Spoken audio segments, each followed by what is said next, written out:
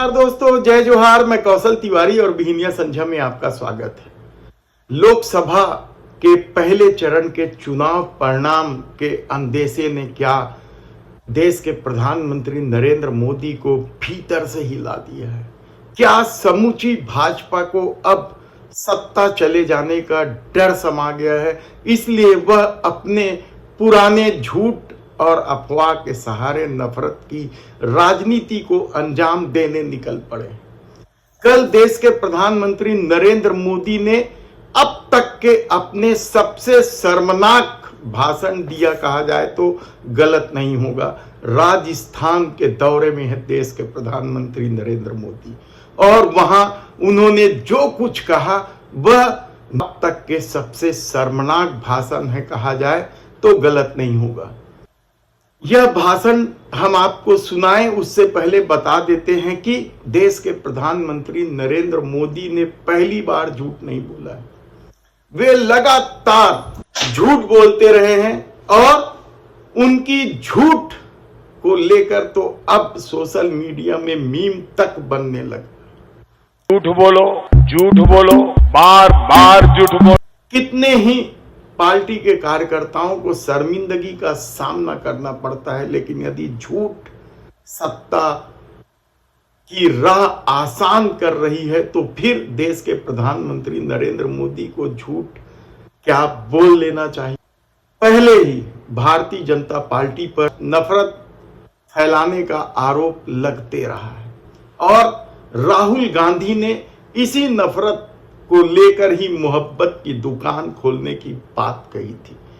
तो क्या देश के प्रधानमंत्री नरेंद्र मोदी को सचमुच लगने लगा है या कोई सर्वे रिपोर्ट आ गया है कि पहले चरण में भारतीय जनता पार्टी की स्थिति बेहद खराब है और इंडिया गठबंधन मजबूत स्थिति में है। क्या यह भी सर्वे रिपोर्ट आ गया है कि आने वाले दिनों में जो दूसरे चरण का मतदान है 26 अप्रैल को, वहां भी भारतीय जनता पार्टी की मुसीबत बढ़ने वाली है। इसलिए देश के प्रधानमंत्री नरेंद्र मोदी ने अब नफरत का खेल शुरू कर दिया है। यह बेहद ही भयावह है कहा जाए तब भी गलत नहीं होगा। भाइयों बहनों, ये अर्बन नक्सल की सोच, मेरी माताओं बहनों, ये आपका मंगलसूत्र भी बचने नहीं देंगे। मंगलसूत्र को लेकर देश के प्रधानमंत्री ने जब टिप्पणी की तो सोशल मीडिया में भी चला। मंगलसूत्र की अहमियत को जानना समझना अलग बात है और उसकी अहमियत को रखना दूसरी बात है। मंगलसूत्र को लेकर देश के प्रधानमंत्री पर यह कटाक्ष क्यों हो रहे हैं, यह किसी से छिपा नहीं। तब सवाल उस नफरत भरे भाषण का है या जो शर्मनाक भाषण कहला रहा है अब तक के देश के प्रधानमंत्री नरेंद्र मोदी का, उसका है। देंगे। और पहले जब उनकी सरकार थी उन्होंने कहा था कि देश की संपत्ति पर पहला अधिकार मुसलमानों का है। इसका मतलब ये संपत्ति इकट्ठी करके किसको बांटेंगे? जिनके ज्यादा बच्चे हैं उनको बांटेंगे। घुसपैठियों को बांटेंगे। क्या आपकी मेहनत की कमाई का पैसा घुसपैठियों को दिया जाएगा? आपको मंजूर है? ये कांग्रेस का मैनिफेस्टो कह रहा है कि वो माताओं बहनों का सोने का हिसाब करेंगे, उसकी जड़ती करेंगे, जानकारी लेंगे और फिर उस संपत्ति को बांट देंगे और उनको बांटेंगे जिनको मनमोहन सिंह जी की सरकार ने कहा था कि संपत्ति पर पहला अधिकार मुसलमानों का है। दरअसल देश के प्रधानमंत्री नरेंद्र मोदी मनमोहन सिंह पर यह आरोप लगा रहे हैं कि मनमोहन सिंह ने कहा है कि देश के संसाधनों पर पहला अधिकार मुसलमानों का है, लेकिन हकीकत तो यह है कि मनमोहन सिंह ने ऐसा कभी नहीं कहा। मनमोहन सिंह ने क्या कहा ये पहले सुन लीजिए। Our collective priorities are clear. agriculture, irrigation and water resources, health, education, critical investment in rural infrastructure, and the essential public investment needs of general infrastructure, along with programs for the uplift of scheduled castes, scheduled tribes, other backward classes, minorities, and women and children. The component plans for scheduled castes and scheduled tribes will need to be revitalized. We will have to devise innovative plans to ensure that minorities, particularly the Muslim minority, are empowered to share equitably in the fruits of development.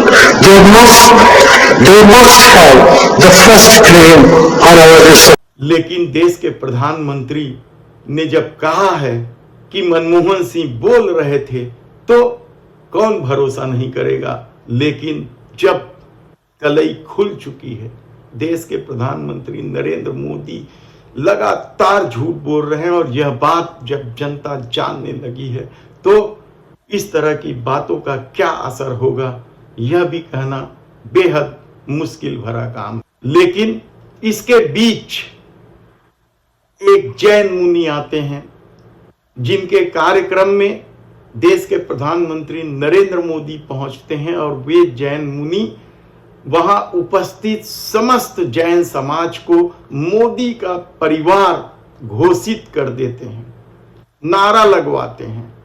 हाँ, ध्यान रखिए, हाथ जोड़िए, बोलिए जैन समाज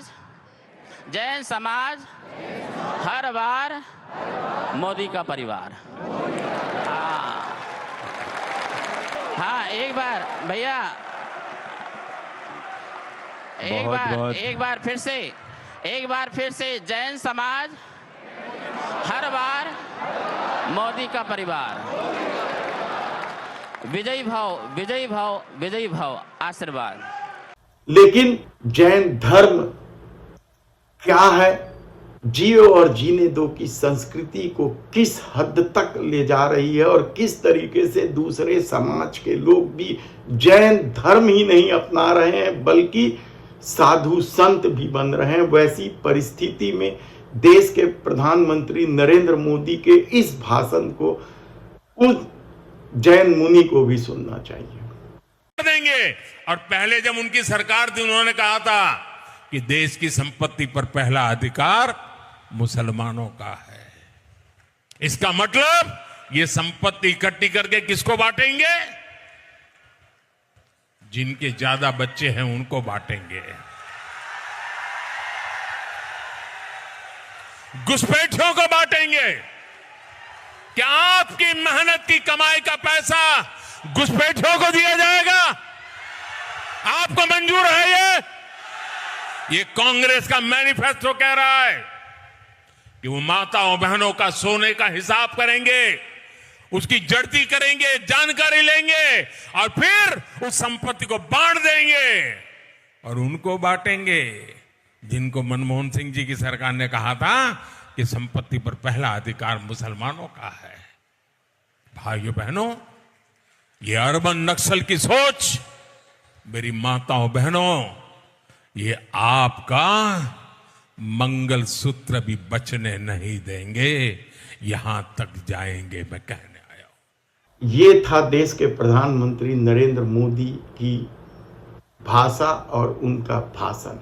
क्या इससे vote हासिल हो जाएगा या यह काठ की हांडी साबित होगी, देखना होगा। धन्यवाद।